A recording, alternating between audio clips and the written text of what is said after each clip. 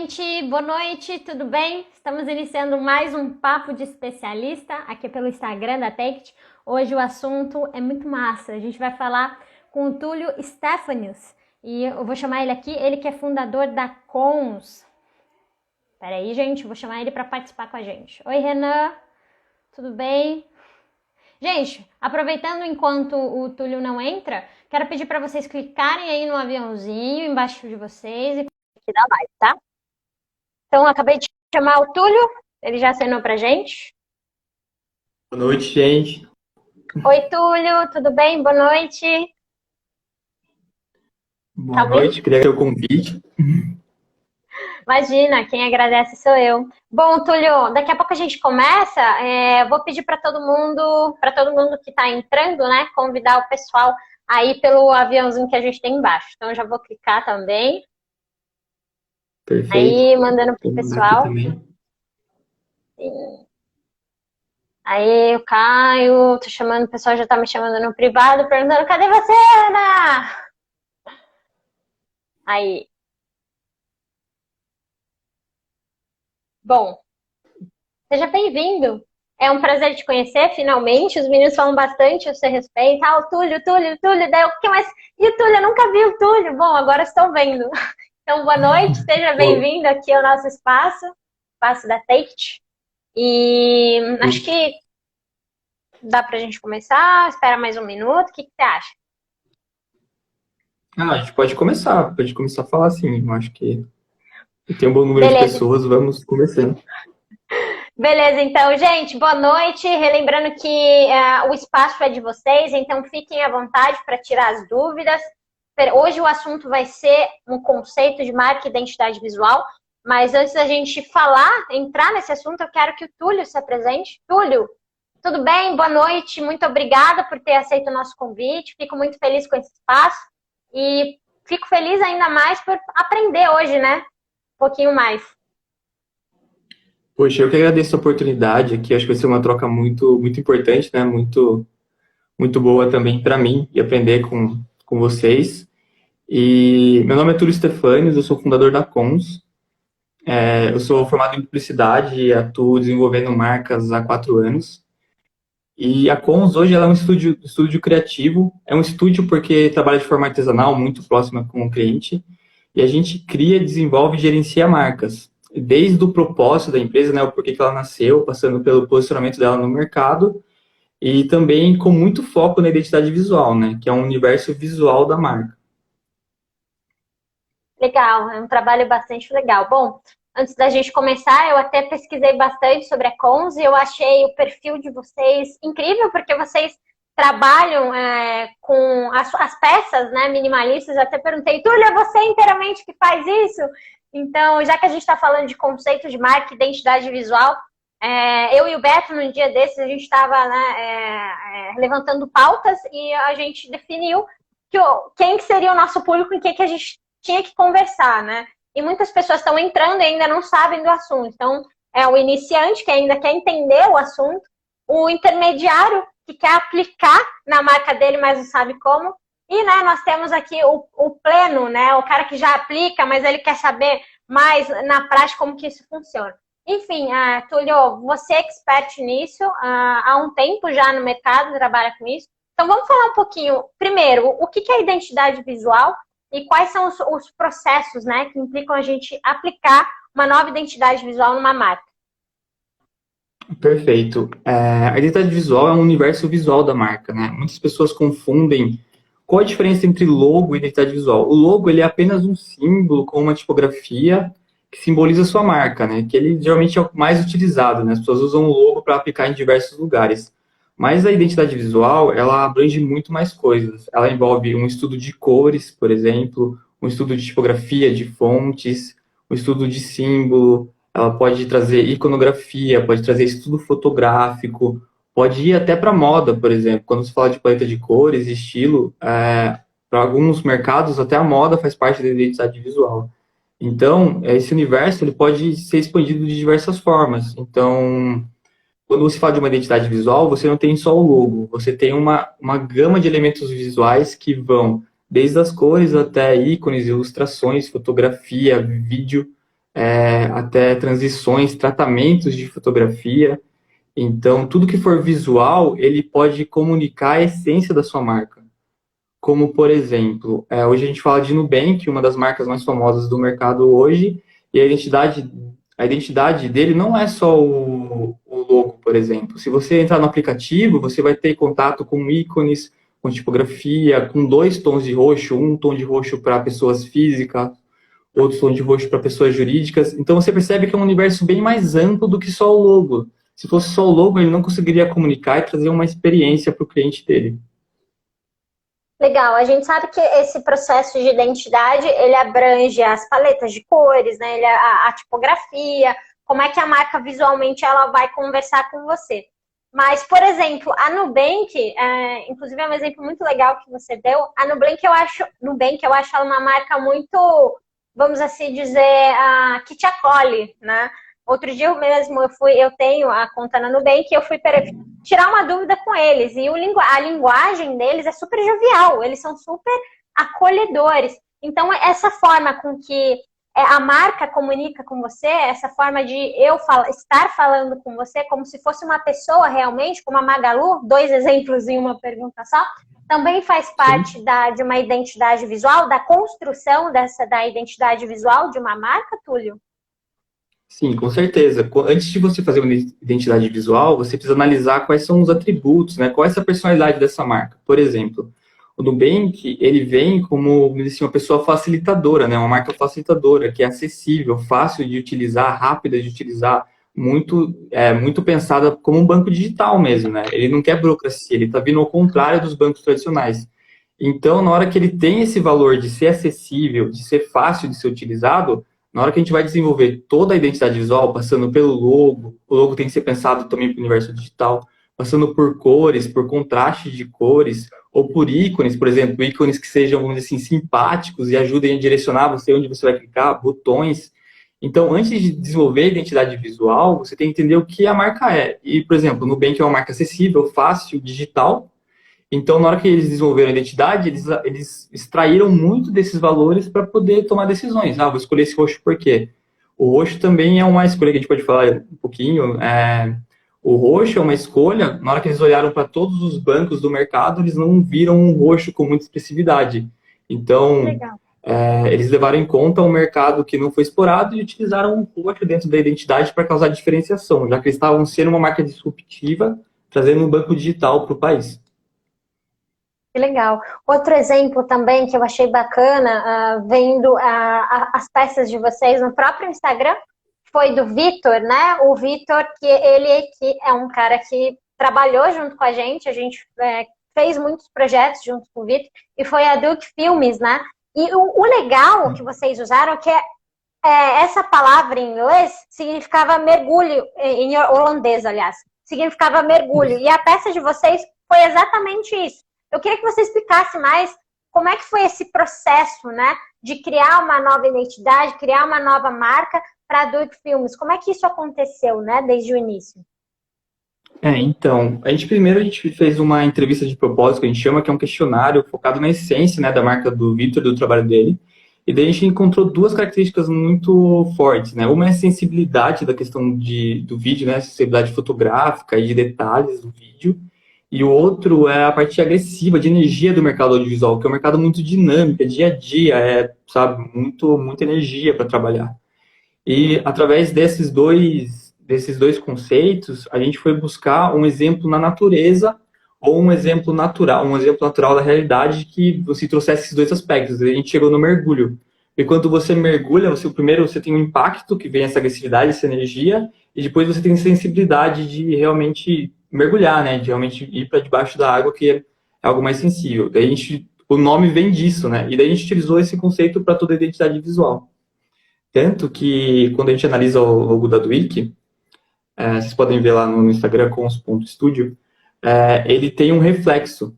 E essa construção do logo, que tem um Duik escrito em cima com metade cortado embaixo, que vocês podem ver, ele representa o momento antes do mergulho. Então, quando você está próximo da água, o seu reflexo ele não é totalmente visível. Então, fica a metade, mais ou menos, aparecendo.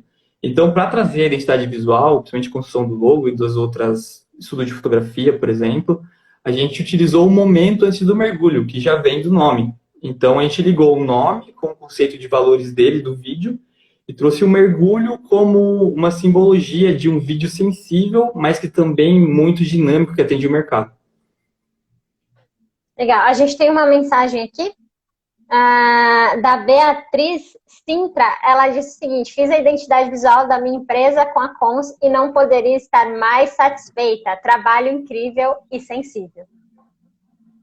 Poxa, que legal. Obrigado, Bia. Legal. Muito obrigado mesmo. Falando desse desenvolvimento de identidade, eu sei que envolvem muitas coisas, a gente pode ficar horas aqui falando sobre isso, mas esse trabalho que vocês fizeram de pesquisa antes de vocês traçarem essa identidade da marca para o público, foi o briefing. O que é o briefing? Qual a importância do briefing para esse processo? Por exemplo, eu estou abrindo uma empresa e eu preciso criar uma nova identidade para ela. Então, qual que é o passo a passo que eu devo seguir para conseguir traçar melhor o meu público, saber com quem eu quero conversar, enfim, como eu vou conversar com esse público? Perfeito. A gente tem um método específico que a gente desenvolveu ao longo dos anos aqui, né? Porque a empresa foi fundada em setembro do ano passado, mas anteriormente eu trabalhava junto com o Ricardo, que é meu ex-sócio e amigo na Tucan, então a gente já vinha com um bom tempo nesses trabalhos de identidade. E a gente desenvolveu um método, né? Além do briefing, onde a gente aborda o que é a empresa, a história dela, o público, né? Também a visão de mercado, objetivos, missão, visão e valores. A gente também faz uma entrevista de propósito que vai falar um pouco sobre as histórias que o líder, o fundador da empresa viveu, como que a empresa teve início, como que ela está agora, para a gente entender o porquê que essa empresa veio para o mundo. E é através desse processo que une tanto uma visão de mercado como uma visão mais intrínseca, né, uma visão mais profunda de quem fundou a marca ou de quem lidera a marca, juntando esses dois aspectos, a gente consegue abordar conceitos mais profundos. Por exemplo, a gente pode trabalhar o diferencial. No caso do Vitor, era sensibilidade e energia. Mas durante esse processo, a gente conseguiu achar esses dois diferenciais, esses dois aspectos fortes, e conseguiu aplicar na identidade dele. Então, junto com esse briefing, essa entrevista de propósito, que trazem muito para a gente do cliente, a gente faz uma pesquisa de mercado mais profunda também, que é para trazer diferenciação, né? Porque para a gente não é suficiente você comunicar a sua visão de mundo e o que você é, mas também você tem que mostrar isso de uma forma diferente, uma forma que chame a atenção, uma forma que se posicione de uma forma única no mercado, ou que se posicione de uma forma bem intensa no mercado, né? Então, junto com o briefing, a entrevista de propósito, a gente faz uma pesquisa tanto de concorrentes como de oportunidades de mercado, né? Um mapa perceptual, por exemplo, vou dar um mapa de percepção, na verdade. Vou dar um exemplo para vocês. Por exemplo, tem uma pizza que tem qualidade, assim, pizzarias que têm qualidade e velocidade de entrega. E daí eu tenho 3 pizzarias que entregam qualidade, mas demoram para entregar. E tenho 2 pizzarias que têm pouca qualidade, mas entregam rápido. Onde que eu vou explorar? Eu vou explorar onde que seja uma pizza que tenha menos qualidade. Eu não vou explorar uma pizza que tenha pouca qualidade e seja lenta, porque ninguém vai comprar. Então eu vou explorar uma pizza com qualidade que tenha um atendimento rápido. Ou seja, eu vou buscar vou pegar umas diferenciais e posicionar eles no mercado num espaço vazio. Então, isso também é uma questão, porque não adianta só você trabalhar a parte interna, mas também uma parte de mercado para que você consiga vender. Então, a gente faz essa pesquisa de mercado, faz pesquisa de concorrentes para diferenciar dos concorrentes. Também, geralmente, a gente busca uma empresa de referência, seja nacional ou internacional. E, por último, a gente pesquisa tendências de design, sabe? Por exemplo, o minimalismo hoje é uma tendência de design, principalmente no ramo industrial. Sim, legal. Isso me lembrou, quando você deu esse exemplo da pizza, que quando a gente estava conversando em bastidores, você disse o seguinte, você afirmou que as marcas, elas valem mais do que ativos físicos. Então, o que você quis dizer com isso? É que hoje, quando você adquire uma marca, não só falando de identidade visual, mas um projeto de marca e gestão como um todo de uma marca, de uma empresa, né? A marca, muitas vezes, quando você vai agregando valor com os anos e agregando valor em todos os pontos de contato, seja atendimento, venda, produto, serviço, ela vai ganhando tanto valor e percepção dos clientes que a marca se torna mais importante que o aspecto físico. um dos exemplos mais próximos da gente é a Nike, que possivelmente tenha poucos prédios no mundo, acho que nenhuma fábrica, ou quase nenhuma fábrica, e é uma das marcas com maior valor agregado, com maior valuation, assim, dentro de percepção de marca, assim, para os clientes. Então, hoje, a marca da Nike vale muito mais do que os prédios que ela tem. Se ela for vender, se o grupo for vender a Nike, ou se for ter uma aquisição, uma fusão com outros grupos ali, a Nike tem uma marca muito mais valiosa do que o próprio, sei lá, centro de distribuição dela, por exemplo. E para chegar Legal. nisso, claro que você tem um trabalho muito forte, né? Um trabalho de anos, um trabalho muito fino, né? Existem empresas também, eu acho que isso encaixa muito nesse exemplo que você citou, que ela é conhecida pela marca, mas o produto em si não é feito pela própria empresa, o produto ele é terceirizado. Mas todo mundo acha que quem produz é a própria empresa, porque a marca é conhecida, a marca é grande. Então a gente associa, né, a marca diretamente ao produto que ela própria vende, mas se ela não faz, por exemplo. Sim. Com certeza. Tem muitos fornecedores, por exemplo, que tem uma marca forte no mercado e também fornece para grandes redes de supermercado. Por exemplo, as grandes redes de supermercados, elas têm marcas próprias. E muito provavelmente quem produz para elas são fábricas de outras marcas já famosas. A diferença está na linguagem, né, na comunicação das duas marcas. Por exemplo, geralmente a marca do supermercado ela tem um valor mais em conta, ela é menos trabalhada. Ela é trabalhada de forma junto com a marca do supermercado. Então, o que acontece? Às vezes tem fornecedores que fazem produto para 4 concorrentes em alguns mercados. Mas o que faz diferença na experiência, no preço, no produto em si, na embalagem, é a marca, a identidade visual e todos esses valores. Então, às vezes, por exemplo, acho que uma coisa que a gente pode dizer, por que o branding é importante hoje? O seu concorrente ele pode te igualar em qualidade, em tecnologia, em equipe, sabe? Ele pode te igualar em tudo.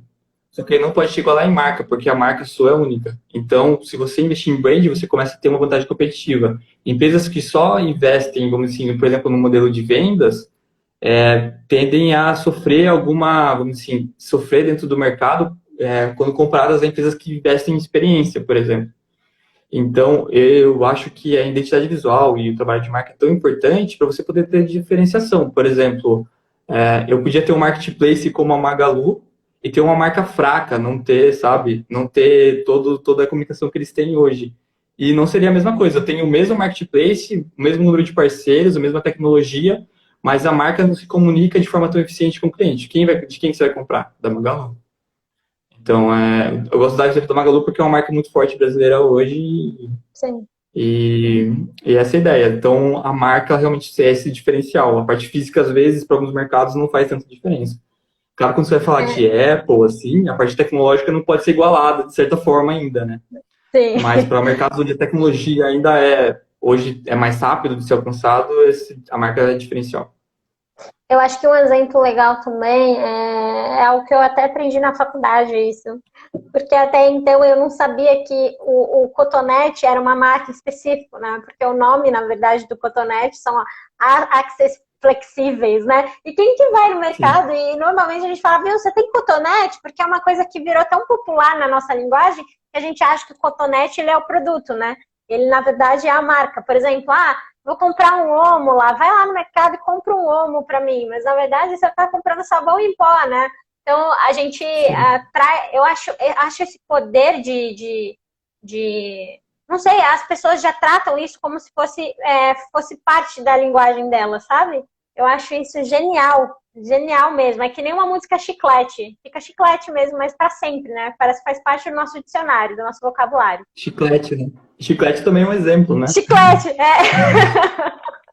Então, muito chiclete bom. é um dos exemplos mais difíceis. Eu demorei mais tempo para perceber, assim, que não era...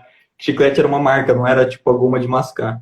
E, na verdade, essas marcas, elas fizeram um investimento muito grande em marca mesmo, né? Em processos de gestão de marca, no momento que esses produtos saíram para o mercado, né? Por exemplo, Bombril, Gillette, Cotonete, chicletes. Na hora que esses produtos vieram de forma inovadora, na base da experiência para esses clientes, eles investiram muito, que as pessoas começaram a confundir a marca com o próprio produto. E para quem vende concorrente, fica muito difícil, né? Você tem que trabalhar um conceito muito forte de marca para igualar isso. Tanto que eu estava conversando até com o Ricardo, que o Ricardo é meu ex-sócio e que a gente trabalhava na Tucã, mas a gente só tem 2 empresas hoje que trabalham de forma conjunta em alguns projetos, né? E a gente está num Uhum. projeto que tem o objetivo hoje de lançar um produto novo com um nome que grude também, porque é um produto novo para o mercado, entendeu? E isso é muito complexo, também envolve também sonoridade de nome, mas para uma marca que consegue fazer isso, não tem como, não tem mais volta quase, sabe? Bombril não tem mais volta. Você pode comprar uma Solan, mas comprei um Bombril a Solan, sabe? Vira essa coisa assim. E Muito tem bom. diversos exemplos, né? A gente tem uma pergunta aqui. Vamos ver quem que foi que perguntou. O Beto. O Beto está perguntando o seguinte, eu não vou colocar na tela, porque senão vai ficar na frente da sua cara. Ele perguntou como que a Tranquilo. marca impacta no valor do produto e serviço. Obrigada, Beto, pela pergunta. Relembrando que você que está em casa assistindo a gente também pode perguntar, tá? Perfeito. Hoje, quando você tem um produto em serviço, você tem a base, né? Que é você tem tipo o bruto, né? Vamos dizer assim, eu tenho o Bombril, eu tenho a palha de aço ali, eu empacoto e vendo. A marca ela vai entrar como uma experiência, né? Ela vai entrar como uma experiência. Então, quando eu desenvolvo todo um universo de marca, onde toda a identidade visual, todos os aspectos visuais contam a mesma história e passam, vamos dizer assim, um diferencial de mercado, vamos dizer assim, um propósito bem definido, eu vou comprar o propósito, eu vou comprar a visão de mundo da marca. E na hora que eu estou comprando uma visão de mundo da marca, eu estou pagando mais caro por isso, sabe? Eu comprar um óculos de madeira de reflorestamento, vamos dizer assim, que propõe valores como sustentabilidade, como extração de recursos de forma, vamos dizer assim, saudável, é diferente de eu comprar uma marca de óculos normal. Eu vou pagar mais porque eu acredito muito no que essa marca está passando. E para você fazer com que seus clientes entendam o que você está passando, você tem que comunicar de forma coesa, ou seja, eu tenho que comunicar esses valores, sustentabilidade, preservação do meio ambiente, valorização da natureza em todos os meus pontos de contato, e a identidade visual ajuda nisso. Então, tudo que eu tiver de contato no site, redes sociais, cartão de visita, pasta, embalagem, o papel que eu uso tem que ser reciclável. Então, na hora que eu unifico esse universo, através da mensagem que eu quero passar, eu faço com que o cliente pague mais pelo meu serviço e produto, porque ele está comprando uma experiência, uma história única. E daí ele paga muito mais por isso, né? E daí que a gente entra Sim. a diferença de concorrentes, né? Eu acho que, deixa eu pensar num exemplo mais próximo. Coca-Cola. Temos diversos refrigerantes de cola, mas a experiência da marca Coca-Cola de anos, trazendo felicidade, trazendo aspecto de família, abre felicidade, Sim. brinde, sabe, mini crack, geloucos, sabe, garrafinhas, ela ligando a marca com diversos eventos importantes, infância, Natal, sabe, ela tem um universo, uma história tão forte que, claro que eu vou pagar R$ 10 uma garrafa de coca e R$ 2, sei lá, R$ 4 uma empresa que não consegue trabalhar tão bem a marca assim, não tem uma história única, sabe? Então, Sim. a marca é tão importante, quando ela é bem trabalhada, ela vai te dar, vamos dizer assim, possibilidade de ter um valor agregado no seu produto mais alto, e isso é muito importante para sua empresa, né? Porque se você for competir só por preço, as pessoas conseguem igualar, como eu disse antes. Meu, sensacional esse teu exemplo de experiência. Eu acho que isso cai bastante no tema de se posicionar, né? Eu acho que uma empresa ela deve se posicionar. E a gente tem várias empresas que são nossas clientes hoje, né? Posso até dar um exemplo da própria Gerdau, né? Que é uma empresa que se posiciona sempre, é uma empresa que pensa no seu colaborador e a gente pode contar nos dedos as empresas hoje, pelo menos brasileiras, né, que se posicionam dessa forma, que são mais humanizadas, né. E um exemplo que eu vou dar da Gerdau é a diversidade, né. A Gerdau ela se preocupa tanto com isso que existem programas dentro da própria empresa que acolhem as minorias sociais, por exemplo. Existe um programa dentro da Gerdau de acolhimento à população LGBTQIA+, que está dentro da empresa. A população transexual também que está dentro da empresa e que está passando por uma fase de transição e essas pessoas precisam ser acolhidas. Então, essa preocupação que a empresa traz, eu acho que tem tudo a ver com a forma com que ela se comunica. Um exemplo é a própria RIDAP. A RIDAP, todos os anos, ela faz a doação de mais de 200 cestas básicas de Natal para a família de Natal também, cestas básicas de alimentos para as famílias carentes.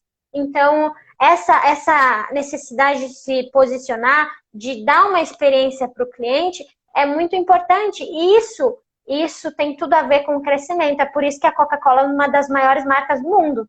Então, a gente não pode tirar isso dela, porque ela é uma marca que se preocupa, que investe e que vai continuar dando essa experiência, essa boa experiência para as pessoas. Porque a gente vai no mercado, compra Coca-Cola, ou a gente assiste mesmo um comercial da Coca-Cola e a gente fica, nossa, que nostalgia! Eu mesmo, no comercial da Itaú, eu choro sempre, porque a Fernanda Montenegro Sim. é uma inspiração para mim, é um exemplo de pessoa e ela sempre está lá falando pelo Itaú. Num vídeo de 1 minuto, eu choro por 5 minutos, entendeu? Então eu acho essa experiência, esse exemplo que você deu, fenomenal.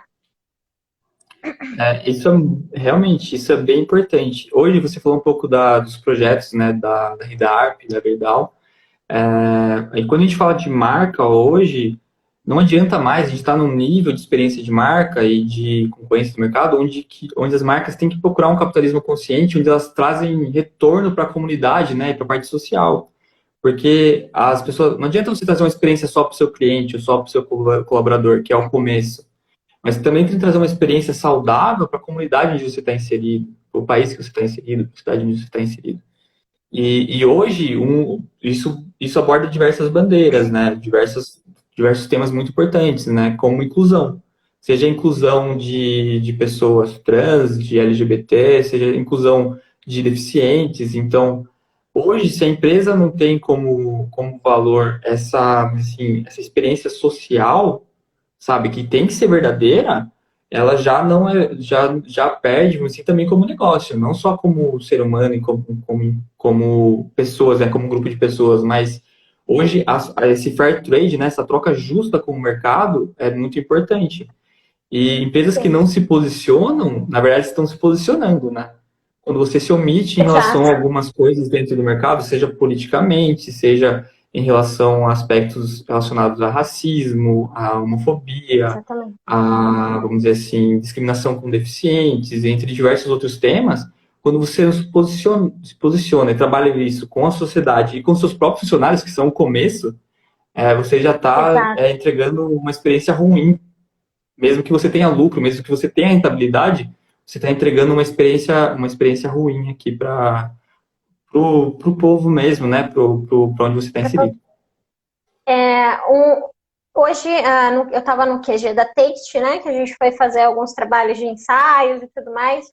E quando eu estava fazendo um roteiro, né, para o nosso Instagram, e de repente eu ouvi o Renan falando, ele estava do meu lado e ele estava conversando e ele disse o seguinte: o nosso colaborador, né, a pessoa, o nosso fornecedor que está junto com a gente no time, ele é o nosso primeiro cliente. E eu acho que isso tem tudo a ver com o que você acabou de falar. Então, quem está do lado com a gente trabalhando, ele tem que ser o nosso cliente, porque ele, primeiro, precisa ter uma experiência boa. E a partir dele, a gente vai passar experiências boas para as pessoas, né, que estão lá, que esperam pelo nosso produto, que vão comprar o nosso produto. Então, eu achei essa fala dele muito boa. Eu nem comentei com ele, mas foi algo que eu prestei atenção quando ele falou e eu refleti comigo mesmo. Eu falei, realmente, um dos nossos colaboradores são os nossos primeiros clientes, né? A partir deles a gente pode fazer a mudança que a gente quer chegar. E um exemplo disso, Túlio, é muito bom a gente trazer exemplo, porque a gente está, acredito eu, né, trazendo uma experiência melhor para as pessoas, porque elas conseguem compreender a partir da realidade delas, né? De marcas que estão no dia a dia delas, de marcas reais também, o exemplo do Vitor, né? O exemplo da Ridarp, o exemplo da própria Gerdau. Então, acho muito importante a gente trazer esse tipo de case. Antes de eu passar para o próximo case, eu quero te falar que uma pessoa, quando eu divulguei lá a live, né, que ia ser hoje, uma pessoa especial mandou um abraço para você e disse que você era aluno dele, é o REC. Não sei se você lembra do REC. O REC, ele é grafiteiro, ele é artista. E ele é sensacional. Ele falou, nossa, não acredito, Túlio, ele foi meu aluno, manda um abração para ele. E ele mandou um abração para você e eu queria trazer esse abraço para ele. Não, eu estou muito feliz. O REC foi meu professor de grafite, né? Como eu comecei a estudar arte, principalmente arte urbana, né? Grafite. pitch e outras coisas. Então ele me ensinou muita coisa, assim. Eu atuei 2 anos como artista visual antes de entrar no mercado de identidade visual e design. E trago muitas referências daí, né? Meu trabalho artístico também voltado para isso. Queria mandar um abraço pro Rec, saudades dele, um Muito abração legal. pra família lá, pro filhinho dele. E muito legal, de Sim, verdade. obrigada. Obrigada, Rec, pela participação. Quero mandar um abraço para o Epitácio Pessoa também, que está me mandando várias fotos via WhatsApp da nossa live aqui, porque ele está assistindo e está antenado. Ele é o nosso próximo entrevistado na quinta que vem.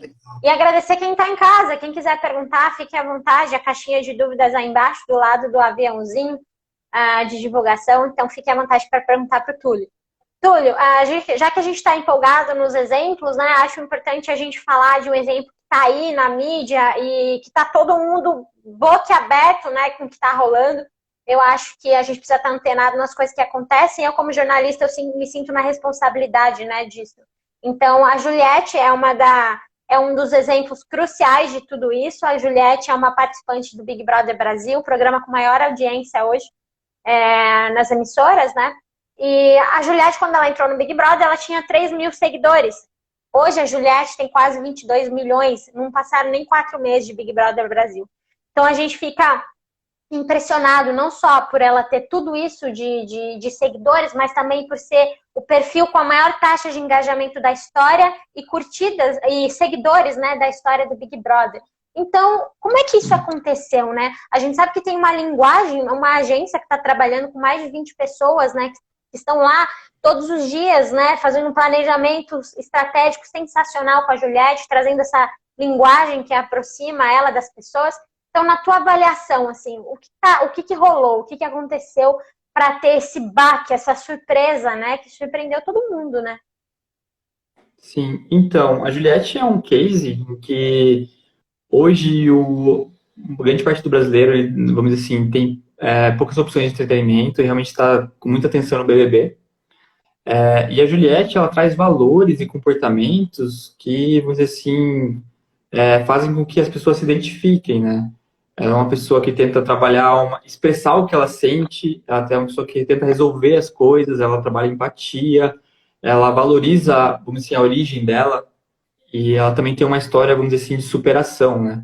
Então, todos esses aspectos fazem com que a gente se identifique com ela e isso traz, vamos dizer assim, de certa forma, uma base para essas pessoas trabalharem a estratégia de conteúdo dela muito forte, ou seja, de forma natural. Eu me identifico com ela e essa pessoa que faz a estratégia de posts dela, por exemplo, vai explorar esses valores com que eu me identifico, seja eu, alguém do Nordeste que me identifico com ela, seja eu que superei alguma coisa na vida, e, por exemplo, tem a história da irmã dela, tem outras histórias também profissionais. Então, no momento que eu me identifico com a história e com os valores da Juliette, eu quero seguir ela, eu quero ver os conteúdos dela e ser um seguidor. E também a gente estava falando um pouco aqui nos bastidores, né, assim, do cenário que se promove para isso, né? Hoje a gente está num momento de isolamento, ou quase em maioria dos momentos do isolamento, né, a gente faz coisas essenciais e a gente está, assim, carente de ídolos, né? Então, dentro de um cenário muito instável politicamente, tanto na parte artística, vamos dizer assim, em um cenário onde as pessoas se dividem muito nas opiniões e têm dificuldade para, vamos dizer assim, discutir de forma saudável, a gente está muito carente de seguir alguém como exemplo. E a Juliette, com todas essas características, e dentro de um programa de alcance nacional, ela, com o suporte também de uma equipe muito boa, né, de marketing digital e de estratégia, ela explodiu. Vamos dizer assim, ela explodiu de forma natural. Sensacional, né? Tudo isso foi orgânico, é o que surpreende mais ainda. As pessoas acharam que em algum momento eles compraram, né, seguidores, mas tudo foi comprovado que todo aquele alcance da Juliette foi orgânico. E aposto que quando ela sair do programa, ela vai ficar, meu Deus, o que está acontecendo, né? Nem ela vai entender. Mas realmente a gente está num processo que implica muito mais o digital, né? Hoje está tudo no digital. E eu acho que o momento que a gente está vivendo meio que obriga a gente, né, a estar no digital, porque a gente está passando por dificuldades inusitadas, muitas pessoas estão fechando as suas empresas, muitas pessoas não têm o que comer, então eu acho que a única saída é a gente trabalhar com o digital também, e cada vez mais essa tendência aumenta, né? Então, a pandemia é um problema que sensibilizou muito a gente. Eu acho que, principalmente nesse período, as empresas elas precisam mesmo se posicionar ainda mais, ser ainda mais empáticas, né? Essa é a palavra, ter empatia pelo outro. Eu acho que muitas empresas estão demonstrando essa empatia. E conversando também no PV, a gente estava falando um pouquinho de submarca. E eu te dei o exemplo, né, que quando eu não tinha tanto domínio de submarca, e quando eu fui pesquisar sobre esse assunto, é um exemplo da própria Fiat, que é a marca mãe, mas existem diversas marcas, né, que fazem parte do grupo Fiat. Por exemplo, o carro Palio, o Uno, o Argo, enfim, diversos outros carros que fazem parte dessa submarca. E você deu o exemplo da própria Take, como uma agência e produtora. Então, eu gostaria que você falasse um pouquinho mais a respeito da submarca e esse exemplo que você deu da própria Take, né? Perfeito. Eu vou falar um pouquinho da Fiat. Hoje, quando você tem categorias de carros e trabalha a personalidade de cada carro, você tem submarcas diferentes. Então, são submarcas que têm um estilo próprio, né? Quando a gente fala de identidade de design do carro, tem linhas, vamos assim, muito parecidas. Mas na hora que você fala de valores de marca, atributos para cada carro é diferente. Tem uma linha mais econômica, tem uma linha utilitária, tem uma linha SUV para família. Então, você está vendendo uma história para cada carro, uma necessidade para cada pessoa. Quando a gente falou da Tate, a gente falou de como explorar diferenças entre as marcas da agência e da produtora podem, vamos dizer assim, abrir mercados para a Tate. A gente falou muito disso. Porque hoje a produtora, ela atende a agência, vamos dizer assim. Ela atende a agência com as produções audiovisuais, mas a produtora, trabalhando uma comunicação de forma separada e tendo um público maior até que da agência, né, que é uma agência de nicho, mas ela, assim, não digo maior em quantidade, mas maior em abrangência, né, mais aberta a outros nichos também, ela poderá atender outras agências que podem ser concorrentes da própria Tate. Então, utilizar a marca e saber, por exemplo, eu vou fazer uma marca que está ligada a uma outra, pode ser que eu perca esse público. Então, a marca também, a estratégia de arquitetura de marca que a gente chama, e as submarcas, ela também vai ajudar você a posicionar a sua marca no mercado e também ter uma comunicação clara e abrir portas no mercado, né? Por exemplo, se a Take produtora e a Take agência fosse uma só, existiria algumas barreiras de entrada para clientes que não são só de serviços da agência. Então, a ideia de trabalhar a marca de forma diferente nas duas faz com que você tenha um público específico na agência, um público específico na produtora e diminua, vamos dizer assim, o número de barreiras, né, para clientes. Então, não necessariamente a gente precisa trazer uma identidade da marca mãe para a submarca. Por exemplo, a Coca-Cola mesmo, né? Com a Fanta, o próprio Guaraná Jesus. Né? A gente tomando o Guaraná Jesus, a gente nem sempre identifica que o Guaraná Jesus faz parte da Coca-Cola. Então, não necessariamente a gente precisa ter uma identidade da marca mãe na submarca? Não necessariamente tem uma ligação na identidade visual e no conceito. Por exemplo, o Guaraná Jesus, ele já tinha uma cultura pré-estabelecida, acho que foi no Maranhão, se não me engano, né? Se eu errei, desculpem, né, as pessoas. Mesmo. Ele tem uma cultura estabelecida onde as pessoas tomavam muito mais Guaraná Jesus que a própria Coca-Cola. E a Coca-Cola, ela poderia fazer o quê? Comprar a empresa, mudar a marca e quebrar toda uma cultura que já estava estabelecida ali com o Guaraná Jesus, com o nome, com a identidade visual. Ou seja, ela só fez uma aquisição e utilizou a mesma identidade, né? Só deu uma atualizada, porque já tinha uma cultura pré-estabelecida. No caso da Coca-Cola, ela tem diversos refrigerantes e outras bebidas, como sucos, energéticos, até leite tem na Coca-Cola. E assim, no caso da estratégia dela, não é necessário ela associar a Coca-Cola com o suco, por exemplo, né? As pessoas sabem que é do grupo, que tem qualidade, tem solidez na produção, qualidade dos ingredientes, por ser do grupo da Coca-Cola, mas não está ligado diretamente à Coca-Cola, por exemplo, o refrigerante. Então, trazendo marcas separadas, com identidades separadas, valores separados, ela aborda diversos públicos diferentes e fatias do mercado diferente, né? Um exemplo é o Guaraná Simba, que vem com um preço mais acessível. Ele não vai competir diretamente com o Quat, que tem outro posicionamento, ou com a Fanta Guaraná, que tem outro posicionamento. Por exemplo, a Coca-Cola tem 3 Guaranás dentro do mix de produtos que atingem valores e públicos diferentes, com propostas diferentes. A Fanta tem algo mais jovem, né? Algo de mudar o mundo ali, mais jovem dessa nova geração. E o Simba tem um Guaraná um pouco mais acessível, sabe? Uma parada que tem qualidade, mas tem um valor mais acessível, se posicionando de forma diferente. Sensacional, né? Eu Pode queria falar. pedir licença para responder uma pergunta que eu vi aqui, do Claro. Ricardo.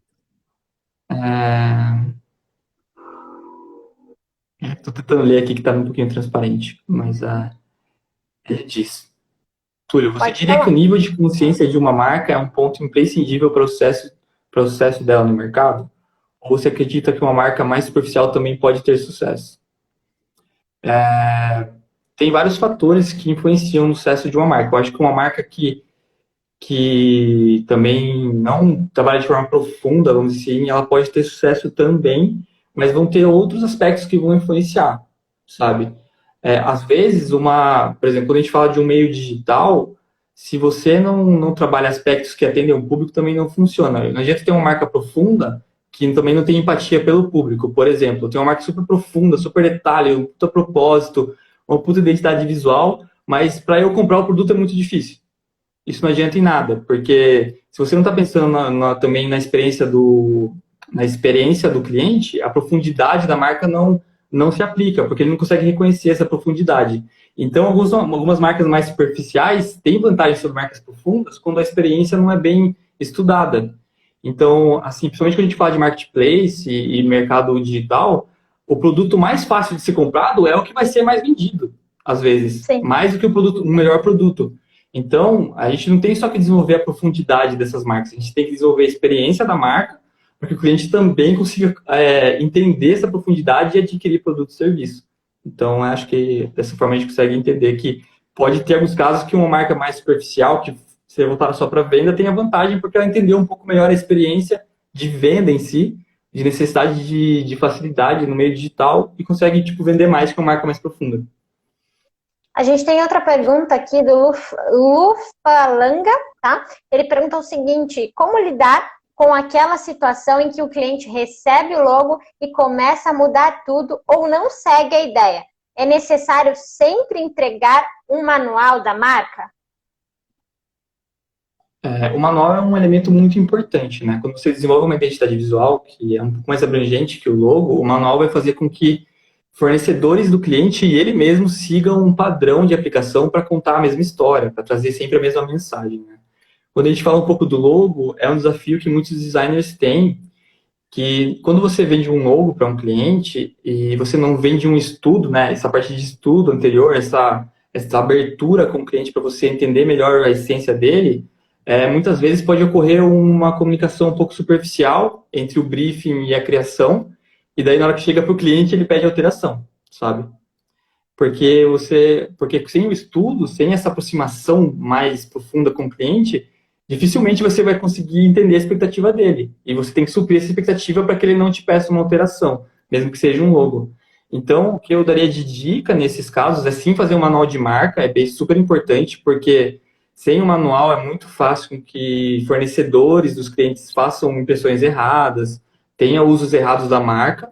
E também eu diria para você sempre aprofundar mais com o cliente, ter uma relação quase que pessoal com ele para entender o que ele é, o que ele quer propor para o mercado e também qual a expectativa dele, quais são as referências dele. Muitas vezes, principalmente quando é longo, que é um projeto um pouco mais reduzido, o cliente tem referências na cabeça dele que às vezes ele consegue expressar para você. Então, você, sabe, pegar bem, sabe, fazer um questionário mais complexo e tentar entender essa expectativa vai fazer com que você tenha mais sucesso e menos alterações. Sim, isso é o próprio briefing, né, que você estava falando no início da nossa live. Bom, a gente já expirou o tempo, mas eu queria dar um exemplo antes da gente terminar de um posicionamento de marca que eu achei genial, que inclusive foi tema de debate hoje na Take com o Beto, que está assistindo a gente. Eu fiz questão, porque eu estava tomando água, todo mundo viu, eu adoro me hidratar, porque isso me dá raciocínio durante a live. E a gente tem aqui uma garrafa, não querendo fazer propaganda, da Bonafonte. Ela diz o seguinte: sou uma garrafa a menos. Eu achei essa ideia da Bonafonte genial, porque a gente sabe que a nossa vida marinha ela está em constante ameaça, né, com a quantidade de lixo que o ser humano, infelizmente, joga no mar. Então, consequentemente, esses plásticos, esses produtos, né, que muitas vezes não são recicláveis, ou as pessoas jogam lá, enfim, não sei por quê, porque existe lixo, né, mas não vão cair nesse assunto de educação, ela mata a vida marinha. Então, quando você recicla uma garrafa da Bonafont, ela se torna uma garrafa a menos, né, uma garrafa prejudicial a menos. Então, eu achei sensacional a forma com que a Bonafont ela expôs, né, a opinião dela para todo esse problema. Então tá aí a importância da gente falar o que a gente pensa. E a marca sempre precisa falar o que ela pensa, né? Então eu achei muito bom isso. Eu acho que Bom, você percebe pode que falar. ela atingiu vários níveis, né? Além de ela trazer a mensagem sobre o que ela acredita, ela também trouxe uma experiência, né? Não só uma experiência de você tomar água de forma tranquila, porque essa garrafa vai ser reciclada e não vai afetar o oceano, mas ela trouxe uma experiência até de reflexão, discussão entre as pessoas. Então, essa frase na garrafa, ela traz não só uma história de uma garrafa que vai ser reciclada e não vai atingir o oceano, mas também trouxe uma experiência de reflexão e debate que as pessoas precisam trazer. Então, ela trouxe realmente o valor. E também, como como essa estratégia de marca, ela também combateu alguns concorrentes que estão entrando no mercado, como a Just, Water, outras marcas que trazem garrafas reutilizáveis ou de papel, por exemplo. Então, como que a Bonafonte conseguiu introduzir dentro da operação dela e do que ela produz uma solução que também mostrasse valor para os clientes que se preocupam com isso e que eles também não saiam, parem de comprar Bonafonte e vão comprar uma água mais cara, com valor mais alto, valor agregado mais alto, para poder. Então, hoje, o cliente, com essa campanha e com essa garrafa, ele consegue, vamos dizer assim, se preocupar com o meio ambiente, mantendo a marca que ele consome, que é a Bonafonte, não precisa migrar para outra que tem esse propósito de outra forma, que aplica esse propósito de outra forma na embalagem, por exemplo. Sensacional. Bom, foi muito boa a conversa de hoje, muito bom, mas deu para refletir demais e a gente trazer vários cases que estão aí presentes na nossa realidade. É muito bom. Enfim, todas as lives foram boas, cada uma com uma experiência diferente. Então, é isso, Túlio. Eu agradeço muito pela sua participação, muito por você ter trazido a tua experiência de vida para a gente, para quem está assistindo a gente até agora. Então, agradeço demais ao nosso público também, que sempre, todas as quintas-feiras, estão aí assistindo. Então, obrigada, Túlio, pela participação, viu? Poxa, eu que agradeço a oportunidade, queria parabenizar vocês pelo conteúdo que vocês estão trazendo, né? Muitos conteúdos diferentes, até dando destaque para o conteúdo de êxito de marca, então estão trazendo conteúdos para diversos tipos de profissionais, isso é muito bom. E muito obrigado, e contem comigo também para tudo. Legal. Catane também entrou. Obrigada, viu? Obrigada, Lufa. Obrigada mesmo. Obrigada, Beto. Então é isso, gente. Boa noite para todo mundo. Se cuidem, tá? Se cuidem, porque a gente está em pandemia, a coisa não tá fácil. Quero explanar minha alegria para todo mundo. Hoje minha mãe foi vacinada. Então é um momento de emoção, felicidade. Espero que todos vocês se cuidem e usem máscara sempre. É bom alentar, né? Então é isso. Você também, Túlio, se cuida, você que está aí na sua casa. Pô, E muito é isso aí, obrigado. gente. Então, boa noite, Túlio. Até a próxima. E você que está em casa, até na quinta-feira que vem com o Eficácia Pessoa. Tchau, gente. Boa Obrigado, noite. gente. Tchau, tchau. Tchau, Boa tchau. noite.